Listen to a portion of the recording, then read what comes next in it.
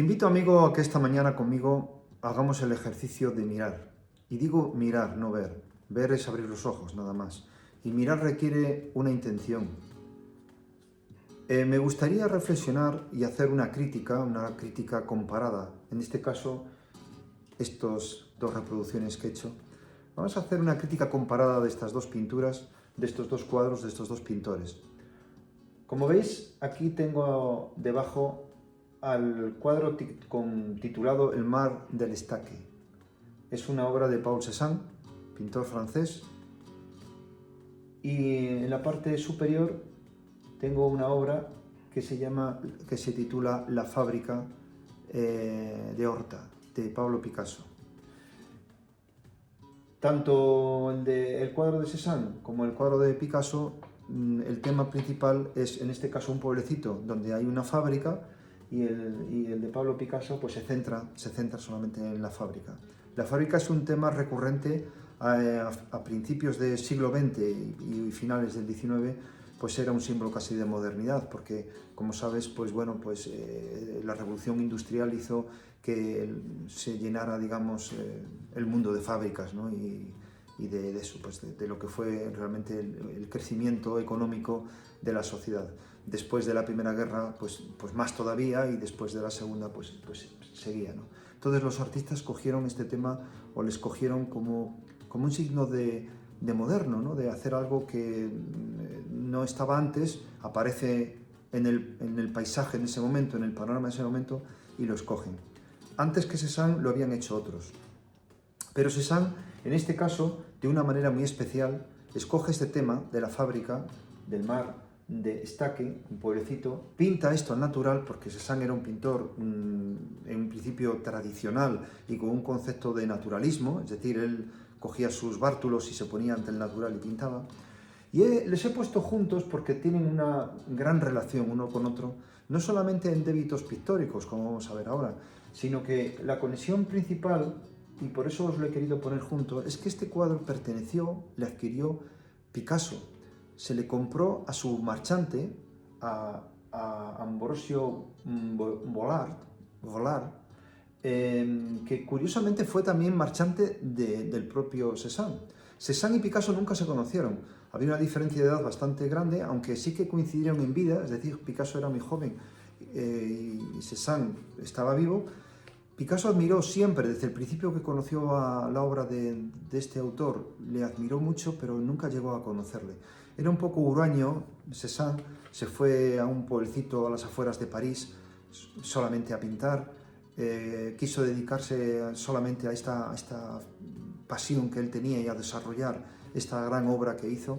Y realmente podemos ver en él que sucede algo curioso en el mundo de la pintura, ¿no? Como en Cézanne se cierra la gran tradición pictórica que venía ya desde el siglo XV, y en Cézanne se cierra, es como que lo rebasa, ¿no? Lo termina, lo cierra. ¿Por qué lo cierra? Lo cierra porque a partir de Cézanne, con el desarrollo y su forma de ver y de razonar el concepto de la pintura, empieza una nueva etapa. Ese testigo lo cogen todos los jóvenes en ese momento, como fue en este caso Picasso, como otros tantos, como otros muchos, ¿no? Porque también está Juan Gris, que también ahondó en el mundo cesaniano, pero también Braque, bueno, mucha de la pintura. Y aparecieron, bueno, las vanguardias y principalmente lo que nosotros conocemos como el cubismo. Cézanne no es que fuese un pintor como propiamente cubista, ¿no? Pero sí que, digamos que vislumbró el cubismo, le apuntó para que otros cogieran ese testigo. ¿Qué puso sobre la mesa Cézanne de diferente a otros autores contemporáneos y también grandes artistas como él, como puede ser pues Monet, o como puede ser Pissarro, o bueno, Manet también, Degas? ¿Qué hizo Cézanne que fuese distinto para que estos autores, estos genios, pues le tomaran como el padre de todos ellos, como dijo Picasso? Es el padre de todos ellos. Bueno, Picasso dijo también que era su único maestro. Bueno, eso no es cierto, porque Picasso tuvo muchos maestros, como ya veremos en otras ocasiones. tuvo otras influencias y le aportaron mucho otros pintores. Pero él le consideró, le puso en un lugar prominente a Cézanne. ¿Pero qué hizo Cézanne para que estos autores lo viesen de esta manera? Bueno, pues ante todo hizo una cosa realmente nueva y novedosa. Y es que en Cézanne, vamos a decir que el mundo fenoménico, que para toda la tradición pictórica había sido lo primordial, en un momento dado era el deseo o la intención de representar el mundo fenoménico, el mundo de la naturaleza, representarla en un lienzo, lo más parecido, lo más semejante, lo más veraz. Aparecen los impresionistas y el tema del exterior, del mundo de la naturaleza, del paisaje, de la naturaleza muerta en el bodegón, del retrato en las personas, quizás ya no tenían la primera intención, no era la representación exacta, empezaron a centrarse en la luz, la descomposición de la luz para que cree en la retina y al verse se fundan los colores y dé una sensación todavía más de más naturalidad o de más luminosidad. La atmósfera, la hora concreta, como Monet, que pintaba a la misma hora para captar el momento del día, ¿no? y todo esto. Cézanne hace algo nuevo, da un giro de vuelta distinto y diferente. Y es que, aunque él está ante el mundo, ante la naturaleza, ante el fenómeno que veía delante de sus ojos, eso solamente le servía a él y lo utilizaba como evocación o como inspiración para crear algo que era un producto distinto o separado de lo que él veía, que era la pintura, el cuadro. Es decir, que en Cézanne lo que verdaderamente ya para él tenía un valor empírico era el cuadro. Una superficie de tela concreta que terminaba y empezaba en un espacio y que ahí se desarrollaba un universo, un mundo que era el suyo, que era un concepto absolutamente de plasticidad y pictórico. Por lo tanto, todos los problemas, todas las soluciones las encontraba y las buscaba dentro de la pintura, dentro de ese espacio, que para él tenía que funcionar. Por eso él decía algo que quizás a veces no se entiende, ¿no? La gente a veces no lo entendemos, o no se entiende, porque dice que, él comentaba en los escritos Conversaciones con Cézanne, un librito que recopiló muchas palabras y muchos dichos de él y pensamientos de él, decía: yo ante el natural no pinto lo que veo, pinto lo que siento. Claro, ese concepto se puede entender que Cézanne pintaba en el momento de una forma psicologista. O sea, si me siento bien o si estoy feliz, pues pinto con colores luminosos y quiero transmitir felicidad. Y si me siento triste, pues pinto tristeza o melancolía. No tenía nada que ver con eso. Cézanne era poco emocional en la pintura, era más bien muy racional. Es decir, era un pintor muy mental. Se le supone, lógicamente, también la emoción, pero si os dais cuenta, o puedes mirar, es que en la pintura de él hay poca emoción y los cuadros son bastante semejantes unos a otros. De hecho, era casi obsesivo en el planteamiento, en las composiciones, en los colores. De este cuadro debe haber, de ese tema, casi una docena, ¿no? De cuadros que él estaba indagando. ¿Qué es lo que pretendía Cézanne? ¿Qué es lo que tenía Cézanne? ¿La expresión de sus emociones? No, realmente hay que entenderlo como lo que realmente era. Él decía: yo estoy ante el natural y no pinto lo que veo. Es decir, no represento y no imito y no quiero traer el mundo fenoménico a la tela como la representación veraz o idéntica de lo que veo como pueden hacerlo otros, sino pinto como lo veo, como lo siento. Organizo el cuadro, organizo las manchas, organizo el color con el concepto que tengo yo del arte y de la pintura. Y no olvidemos que el arte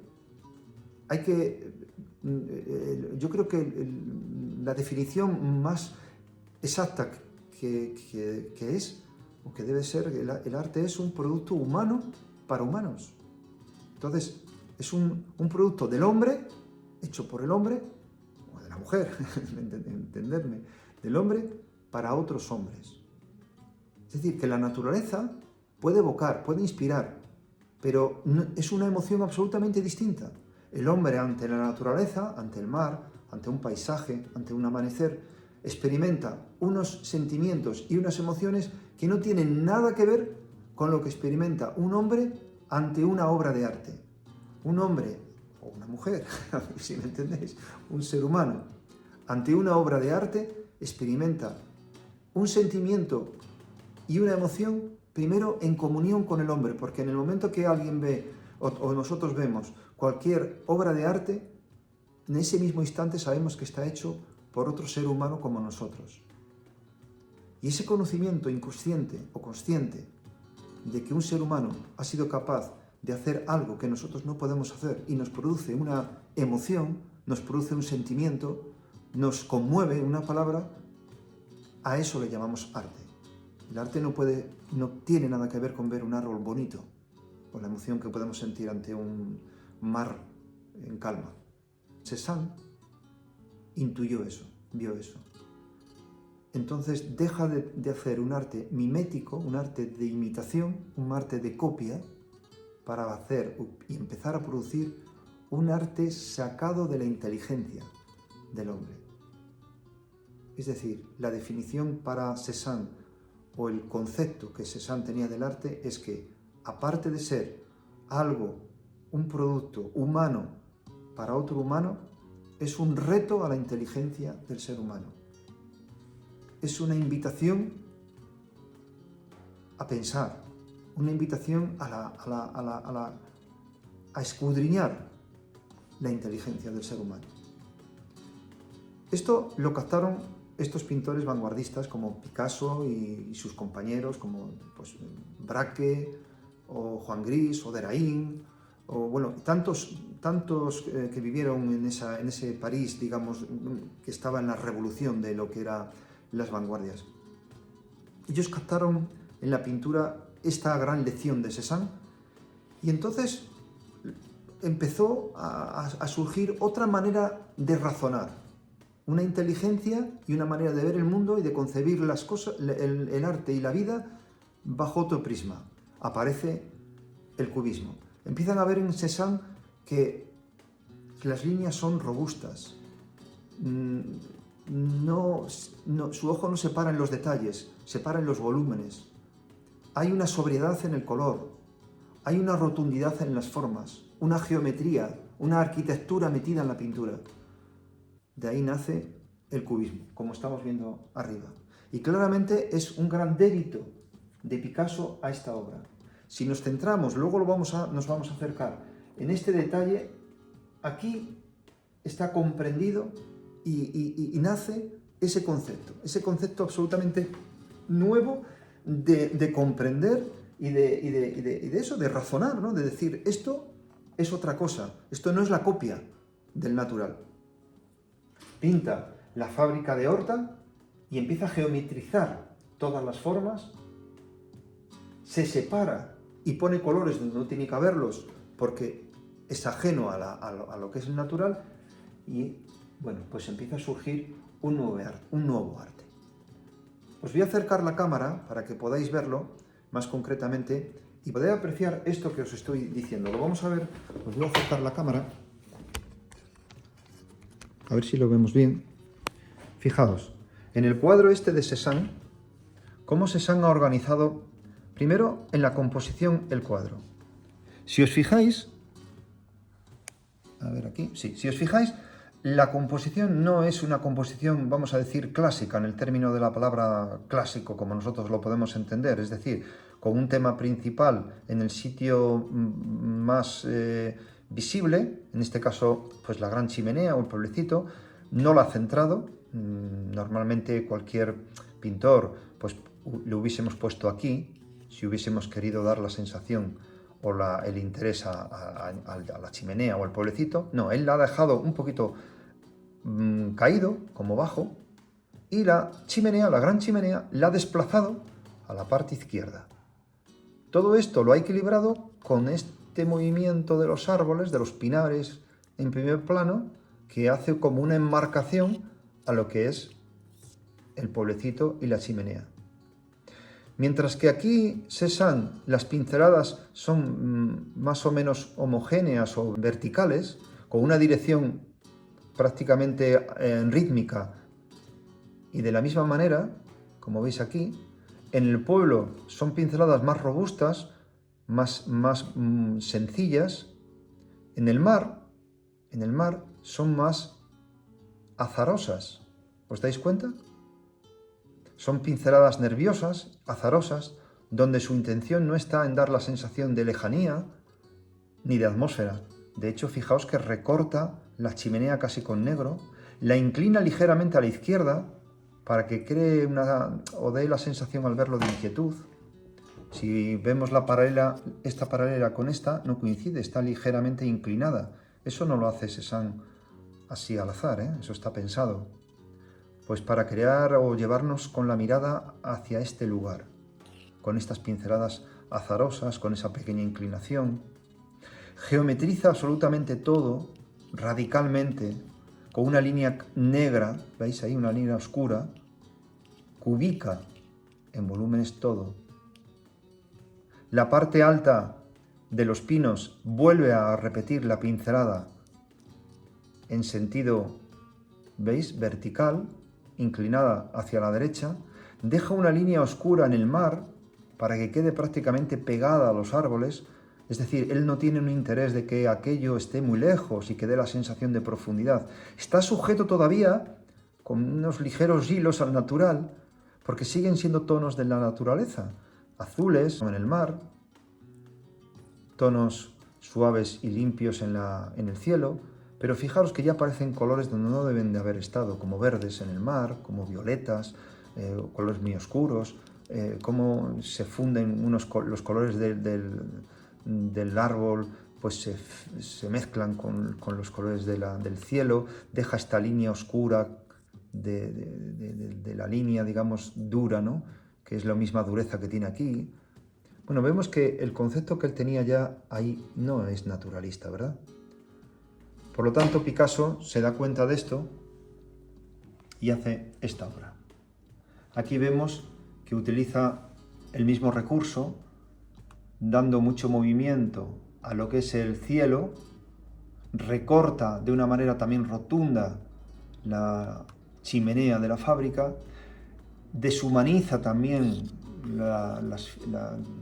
las casas o las naves, no poniendo ni ventanas, ¿os dais cuenta? Para que dé la sensación todavía de más peso, de más arraigo, más escultórico, más muralístico también. Mete estos motivos de palmeras que no casan demasiado con la fábrica, pero yo creo que tampoco está hecho de una manera así aleatoria, ¿no? Creo que lo hace Picasso para dar todavía más contraste, para contrastar esto que da una sensación de aire, de alegría, de belleza, con la dureza de la fábrica. Ese contraste yo creo que le hace también peculiar, ¿no? a la imagen. Un poco evocando también a esto, ¿no? A los pinos que enmarcan la gran chimenea. Esto, que es una época de Picasso que se llama protocubismo, es decir, un poco anterior al cubismo, está pintado en 1909. A partir de este cuadro ya se desarrolla el cubismo con las señoritas de Aviñón. Picasso pinta una serie de, no sé si hay 5 cuadros de esta zona de Horta, en Tarragona. Y bueno, pues yo pienso que es algo a tener en cuenta y muy interesante ver las conexiones que tiene estas dos pinturas para poder entender de dónde viene luego toda la, vamos a decir, de aquí viene toda la renovación del paisajismo en la pintura. Viene de esto, primero de Cézanne y a continuación de esta forma de empezar a concebir y de pintar. Hemos visto esto, pero hay mucha pintura a partir de esto. Juan Gris también desarrolla esto, Braque desarrolla esto. Bueno, desde París muchos pintores. Pero también os quiero decir que en España también llegan estos aires, como no, ¿verdad? Os voy a comentar que en España entra un poquito después, porque esto se desarrolla pues, a principios de siglo, ¿no? Estamos diciendo que la fábrica de Horta es del año 1909, este fue anterior al 1900, Cézanne, pero es que a partir del 1910-12, que empieza ya la revolución con el cubismo y con todas las vanguardias desde París, llega a España, pero llega a España también por autores que habían estado en París y traen a España estas lecciones aprendidas, vamos a decir, ¿no? Entonces, ¿quién yo creo que es uno de los principales valedores de este testigo y que traen a España esto? Pues, sin ninguna duda, uno de estos, por no decir el más importante, estuvo allí como unos 12 o 15 años, fue este pintor Vázquez Díaz. Es un pintor onubense de Huelva. Vázquez Díaz, lo voy a dejar aquí, he escogido, él es un gran retratista y un pintor, tiene grandes murales y bueno, tocó todos los temas de la pintura, desde el paisaje a, ya os digo, al bodegón, el retrato. Este hombre fue un gran pintor y aparte de un gran pintor, un gran docente, dio clases en la escuela de San Fernando, en Madrid. Luego tuvo una academia en su propia casa donde pasaron muchísimos autores, pintores que también luego tuvieron su reconocimiento y hicieron grandes aportaciones, sobre todo al paisajismo. Fue un visionario en cuanto a cómo había que renovar la pintura después de, en este caso en España, después de la guerra, ¿no? Porque anterior a la guerra, bueno, pues España estaba, digamos, en otra línea, digamos, de pensamiento o de estética, ¿no?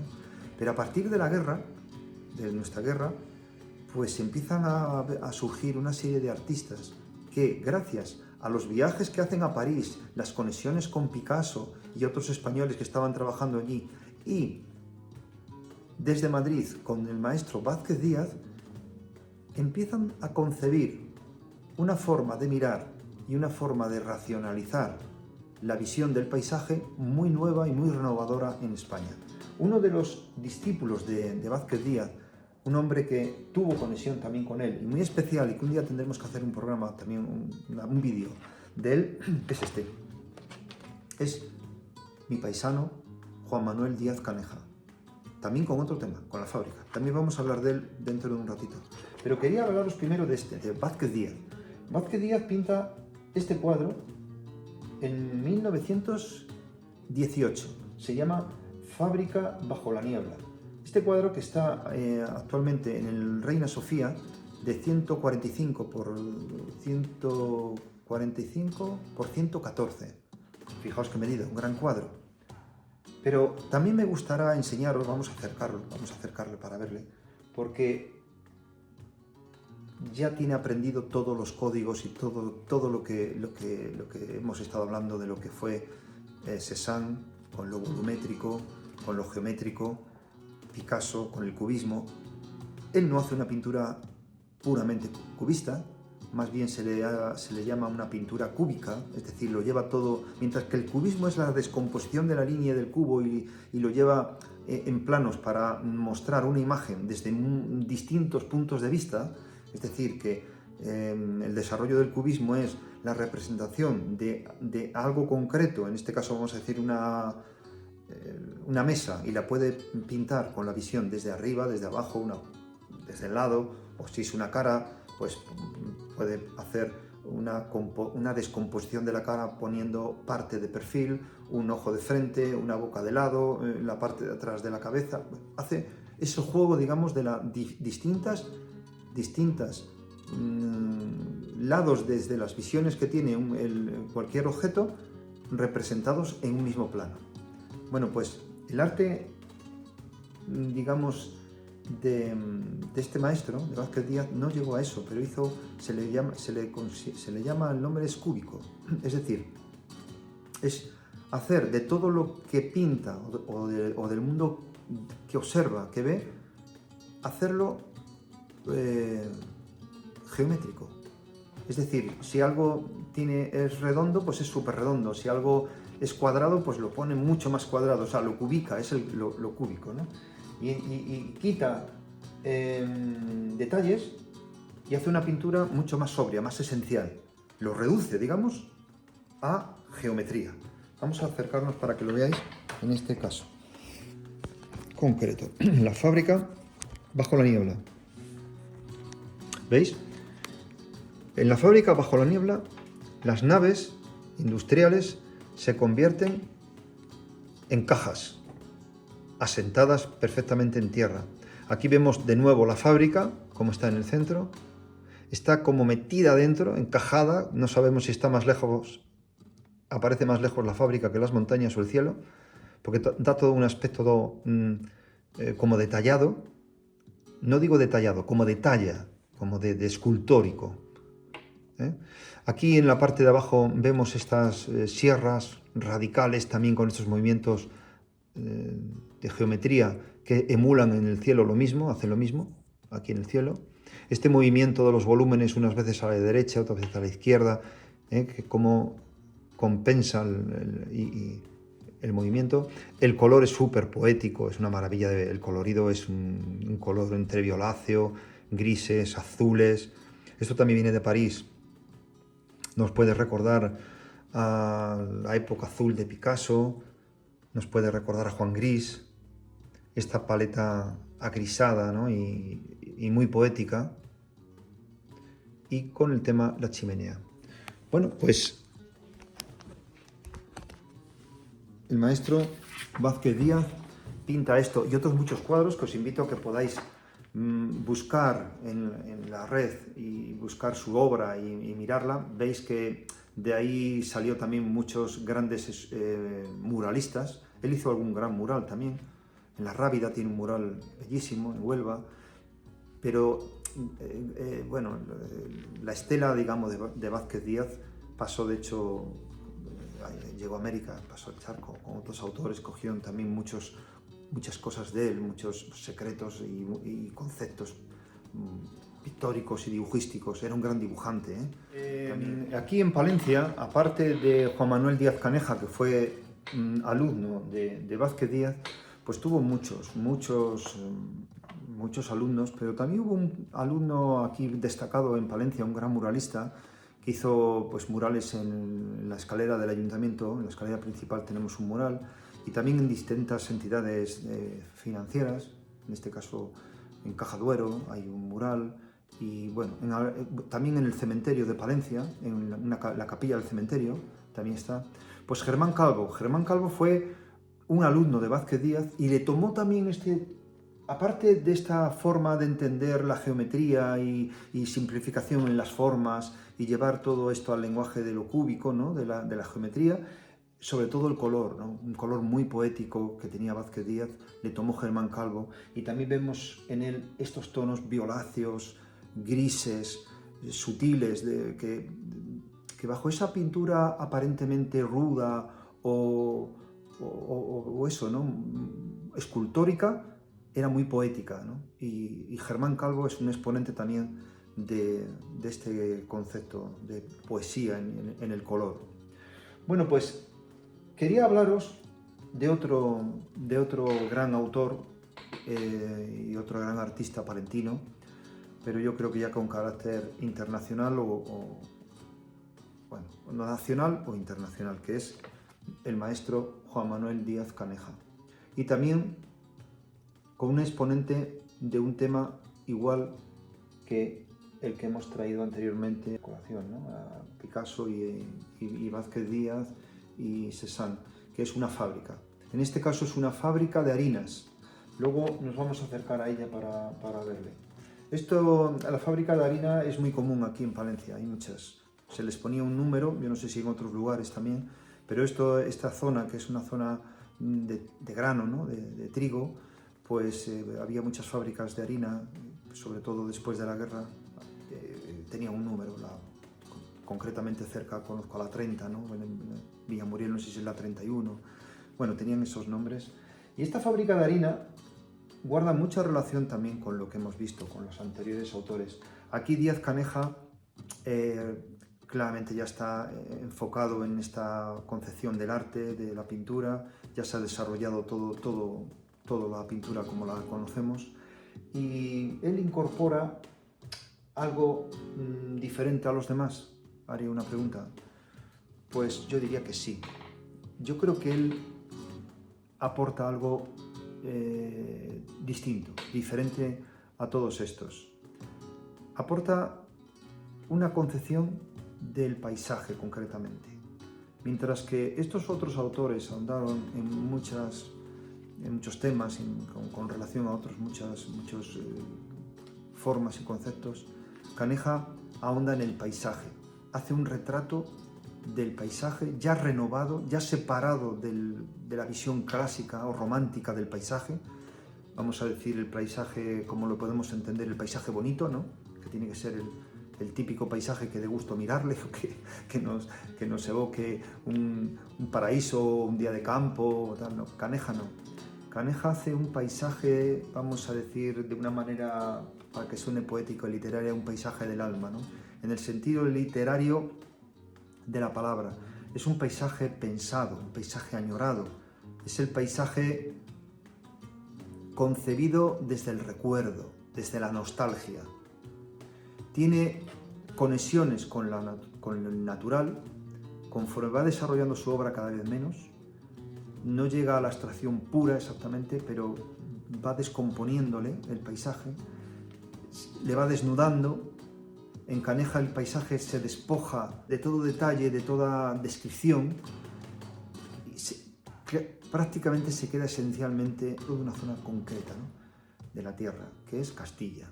Hace el paisaje de Castilla, pero no la Castilla como la pudo ver o expresar o pintar la generación del 98, que es esa Castilla sobria pero dura, recia, pobre y, bueno, pues con aires, con Pío Baroja, también Machado, esa Castilla recia, dura, de hombre, ¿no? Una Castilla, digamos, varonil. No, Caneja tiene otra visión de la Castilla, es una Castilla sensible, una Castilla femenina, poética. Es una Castilla casi en esencia, muy esencial, en esencia, como yo me acuerdo de niño cuando mirábamos en las yeseras lo que llamábamos el cristal bruja, que era el yeso cristalizado. Entonces se creaba como unos cristales transparentes de colores que yo le miraba, el chaval miraba así a la trasluz del cielo y decía, esto es como un cuadro de Caneja, y es real. Un día lo tenemos que desarrollar, hablaremos más de Caneja, que quizás hoy ya no hay tiempo. Pero esa reducción, vamos a decir, del paisaje es Caneja. Eso es lo que pone Caneja sobre la mesa como algo nuevo. Es la belleza de lo austero, de lo esencial. De lo pobre no es exactamente de lo pobre, porque no ahonda en rasgos de lo que es la miseria, la pobreza. No entra en eso, porque no es una pintura literaria. Es franciscana, es decir, es la destilación de una estética del paisaje que se queda en puramente dos líneas: cielo, tierra, colores, planos, como si fuesen teselas, como si fuese un pequeño rompecabezas. Y Caneja inspira a cantidad ya de pintores, sobre todo renueva todo el concepto del paisajismo español con otros autores, como puede ser con él, pues en otra parte, en otra zona geográfica de España, como Extremadura, que es Godofredo Ortega Muñoz, que es otro autor, o el pintor Zabaleta andaluz, o Benjamín Palencia, más de la Mancha. Bueno, estos pintores se inspiran también en este autor, concretamente en Caneja, y aunque son coetáneos, pero yo creo que él sería uno de los exponentes principales para hacer esta obra, esta nueva estética que cambia radicalmente la forma de concebir y de representar el paisaje. Si os parece bien, un día podemos ir a ver concretamente la fábrica, podemos ver más cuadros, está aquí muy cerca de mi estudio, en el Museo Díaz Caneja, y delante de esta obra, que es una obra de más o menos 120 por 90, un óleo sobre tabla, podemos apreciarla más en directo y un día hacemos un trabajo. Pero os voy a acercar al cuadro para simplemente marcaros algunos puntos para que veáis las conexiones que tiene con los cuadros que hemos visto anteriormente y cómo esta obra pintada ya un año antes de la Guerra Civil, en 1935, con unos años de diferencia, con 15 o 20 años de diferencia, en este caso del Picasso, y unos 10 años del Vázquez Díaz y unos pocos más del Cézanne, pero ya está toda la comprensión y todos los argumentos que habían planteado los anteriores ya están asimilados, están entendidos por Juan Manuel Díaz Caneja y nos lo expone de una manera muy personal también, pero a la vez muy con débitos a estos grandes autores, ¿no? Que él es otro grande, pero como todo grande, tiene sus débitos a otros grandes, ¿eh? Os lo voy a enfocar y con esto vamos a terminar. Os decía, ¿veis? Al acercar, aunque ahondaremos en esta obra, pero veis cómo ha desplazado la chimenea, también Caneja desplaza la chimenea hacia la izquierda, cómo en el cielo ha hecho un trabajo muy semejante al que hizo, en este caso, ¿os acordáis?, el anterior cuadro en Cézanne, hizo el mismo trabajo aquí, ¿verdad?